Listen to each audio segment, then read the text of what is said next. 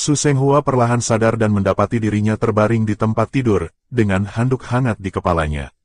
Kepalanya terasa sangat sakit, seolah-olah ada banyak suara berteriak di dalamnya, disertai bunyi dentingan dan rintihan yang tidak berhenti.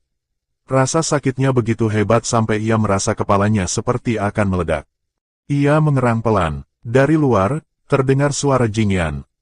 "Tuan muda sudah bangun." Jingyan segera masuk, tubuhnya berbau obat, wajahnya terlihat lega sekaligus senang.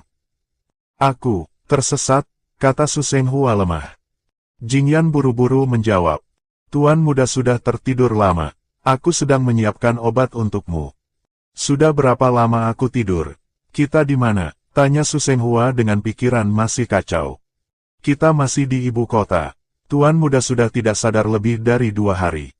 Jingyan membantu Su Senghua duduk bersandar. Saudari Yuliu sudah pergi mencari tabib hebat di ibu kota Yankang.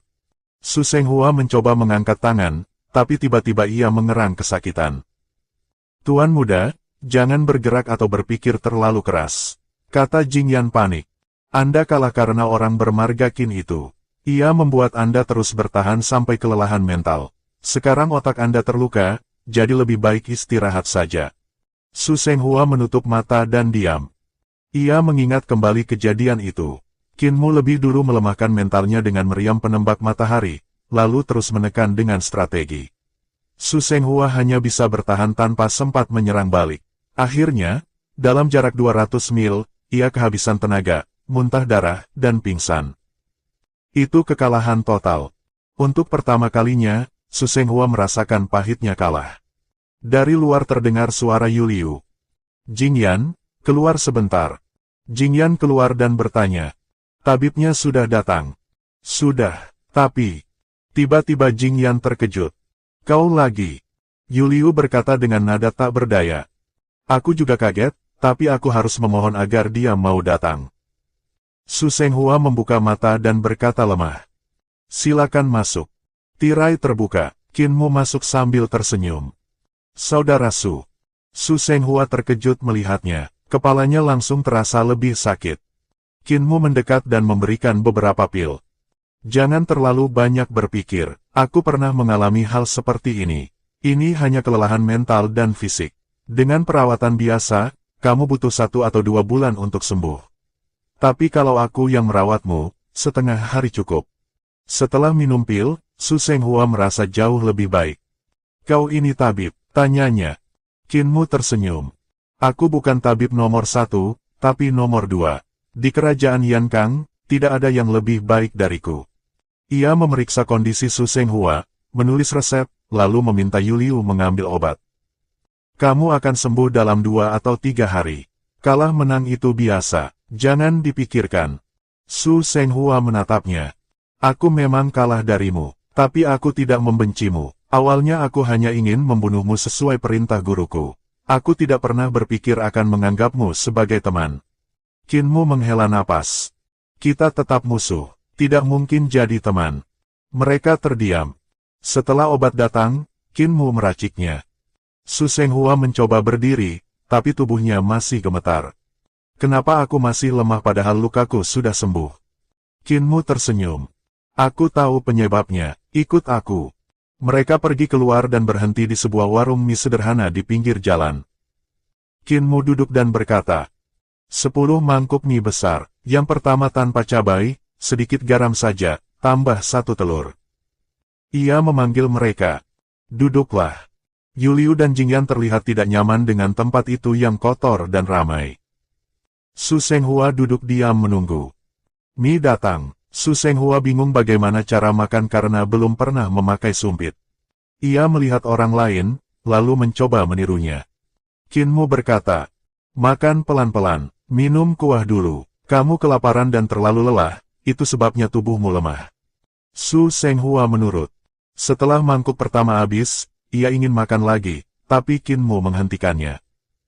"Tunggu dulu, biar dicerna." Setelah itu, Su Senghua makan lagi, bahkan sampai 7 mangkuk. Ia akhirnya duduk lemas dengan wajah puas. Qinmu tertawa kecil. Setelah selesai, Qinmu membayar karena mereka kehabisan uang. "Makan ini hutang kalian," katanya santai. Ayo jalan-jalan sedikit. Su Senghua berjalan perlahan, kini sudah bisa bergerak sendiri. Mereka lalu pergi ke bengkel kekaisaran. Su Senghua bertanya, "Kenapa kita ke sini lagi?" Qin Mu tersenyum. "Aku harus memeriksa meriam penembak matahari." "Oh ya, kapan kamu bayar biaya pengobatanmu?" Su Senghua mendengus. "Tidak ada uang." Qin Mu mendekat sambil tersenyum misterius. "Kalau begitu, pernah dengar sekte suci surgawi?"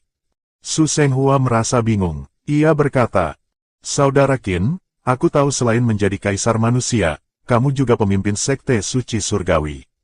Tapi kenapa kamu menanyakan hal itu?" Qin Mu tersenyum. "Kalau saudara Su mau bergabung dengan sekte suci surgawi milikku, kamu tidak perlu mengembalikan uang itu. Memang, sebagai kaisar manusia aku bermusuhan dengan alam surgawi. Tapi sekte suci surgawi tidak punya kebencian sebesar itu dengan mereka. Jadi kalau kamu bergabung, ini akan menguntungkan kedua pihak." Yu Liu dan Jing Yan saling memandang dengan ekspresi aneh. Mereka merasa tindakan Qin Mu ini sangat tidak biasa. Bagaimana mungkin seseorang mengajak musuh untuk bergabung? Dalam hati, Jing Yan berpikir. Dia pikir hanya dengan mentraktir 9 mangkuk mie dan sekali kunjungan bisa membuat tuan muda Su bergabung. Entah dia naif atau justru licik. Su Senghua terdiam sejenak, lalu berkata, "Saudara Qin, jangan bercanda. Aku tetap akan mengembalikan uang itu." Qin Mu memang tidak benar-benar berharap Su Senghua setuju. Sekte suci surgawi dan istana kaisar manusia sama-sama ingin menggulingkan kekuasaan para dewa, tetapi dengan cara berbeda. Istana kaisar manusia mengandalkan kekuatan perang, sedangkan sekte suci surgawi mendorong perubahan melalui kehidupan rakyat. Sementara itu, di pabrik besar, banyak orang kuat bekerja sama mengangkat komponen raksasa. Qin Mu melayang di udara, mengatur posisi setiap bagian. Ini adalah dasar dari meriam penembak matahari. Strukturnya sangat rumit, terutama 56 tungku alkimia besar yang masing-masing terdiri dari lebih dari 100 bagian. Qin Mu menggunakan sistem sambungan pasak dan lubang, sehingga tidak perlu paku. Hasilnya, struktur menjadi sangat kuat dan mudah diperbaiki jika rusak.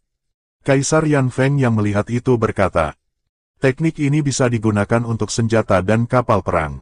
Kita harus menerapkannya di seluruh militer."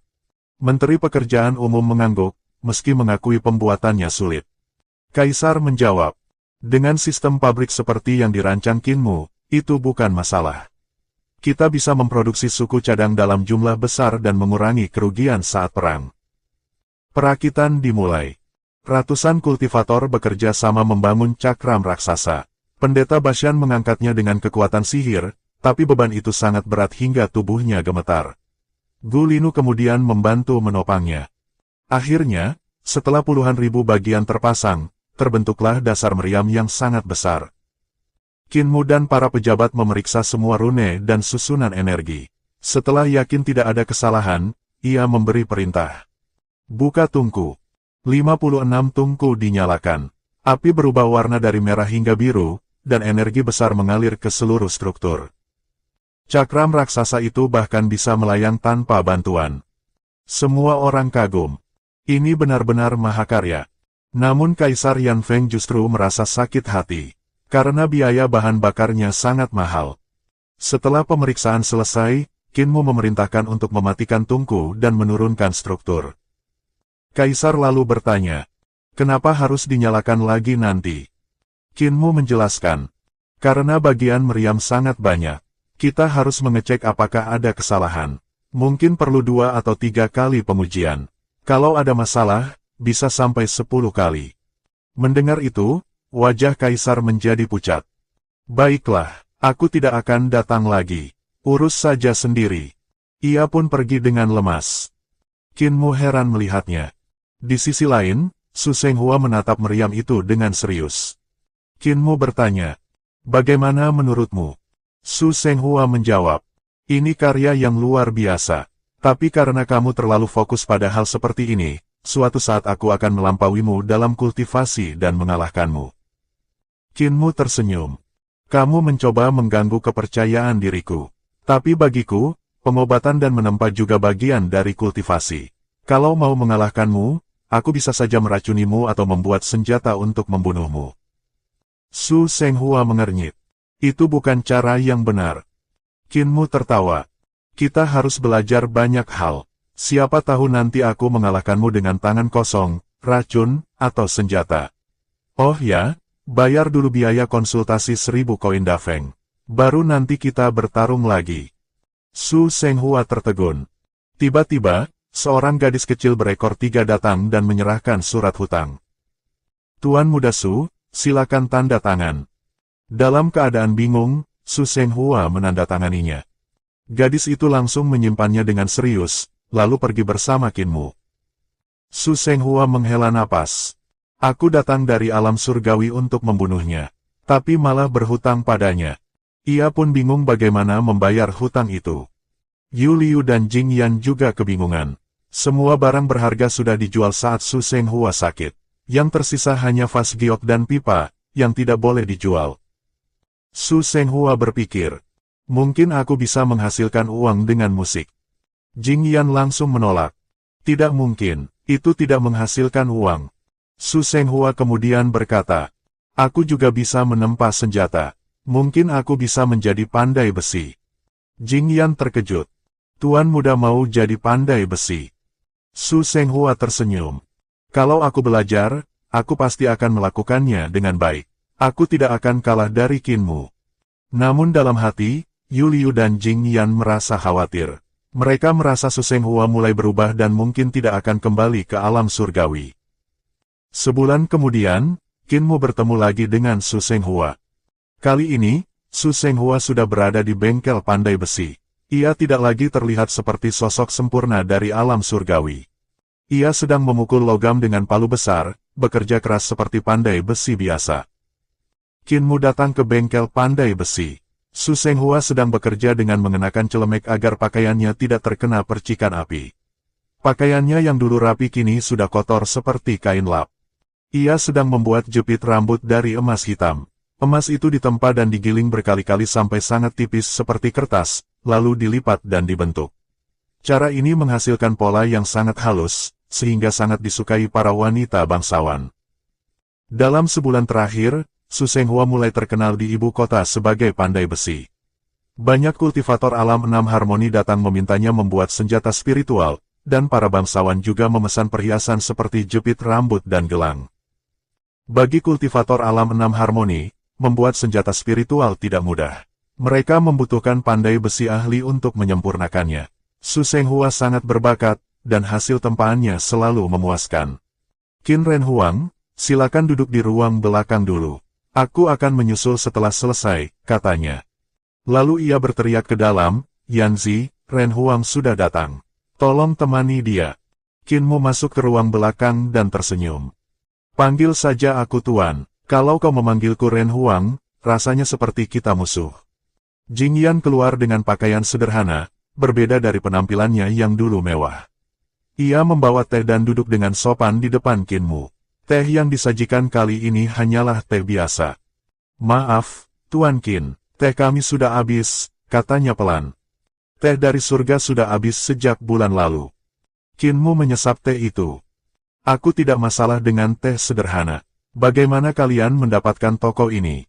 Jing Yan menjawab, awalnya kami membeli rumah, lalu menjualnya dan membeli toko ini. Saudari Yu Liu tidak tahan hidup sulit dan kembali ke Sangchang. Hanya aku yang tinggal menemani. Qin Mu tersenyum. Kau gadis yang baik. Saat itu, Su Senghua masuk setelah mencuci tangan. Ia duduk, minum teh, lalu menuang lagi.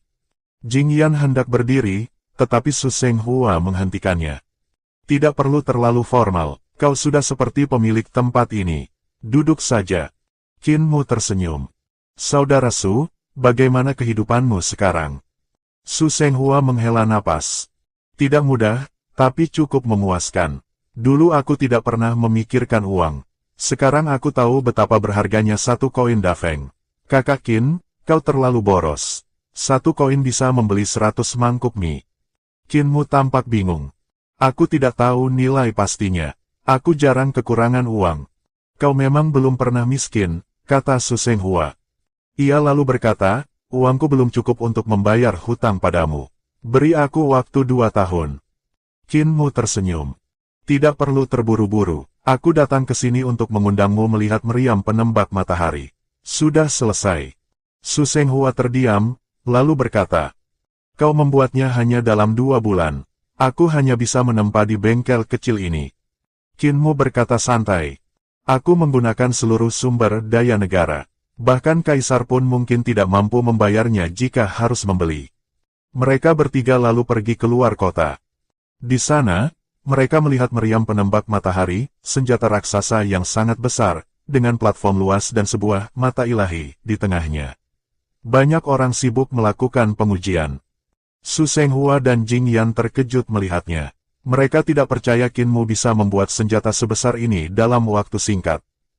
Semua pejabat, rakyat, dan bahkan tokoh penting lainnya hadir untuk menyaksikan uji coba.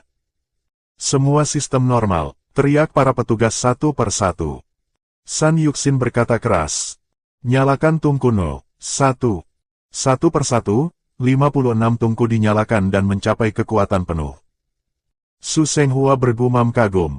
Kapan aku bisa mencapai tingkat seperti ini? Qin Mu berkata. Semua orang memulai dari bawah. Su Senghua menatapnya curiga. Benarkah? Qin Mu berpikir sebentar, lalu berkata jujur. Sebenarnya, tidak juga, aku cepat terkenal. Su Senghua terdiam. Kau bisa dipukuli karena cara menghibur seperti itu. Qin Mu tersenyum. Tapi aku sudah menempa sejak umur 5 tahun. Akhirnya, semua tungku aktif. Energi besar mengalir ke meriam. Mata ilahi di tengah mulai bersinar dan berputar. Meriam siap, lapor San Yuxin. Qin Mu berkata kepada Kaisar Yan Feng. Yang mulia, silakan. Namun Kaisar berkata, kali ini kau saja yang menembakkan. Qin Mu mengaktifkan alat kendali berupa lempengan giok. Ia mengarahkan meriam ke langit. Boom!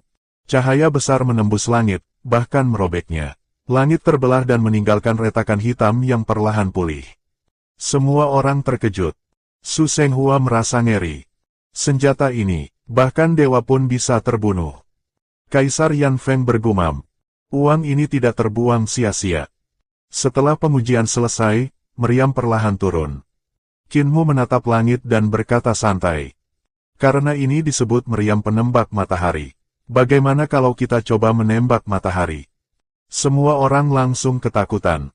Kaisar buru-buru merebut alat kendali itu. Jangan, kalau matahari hancur, bagaimana manusia bisa hidup? Ide macam apa itu? Seorang pejabat berkata, Yang mulia, kata-kata seorang raja harus dijaga. Kaisar melambaikan tangan. Aku hanya bercanda, Menteri Qin, alat ini sebenarnya untuk apa?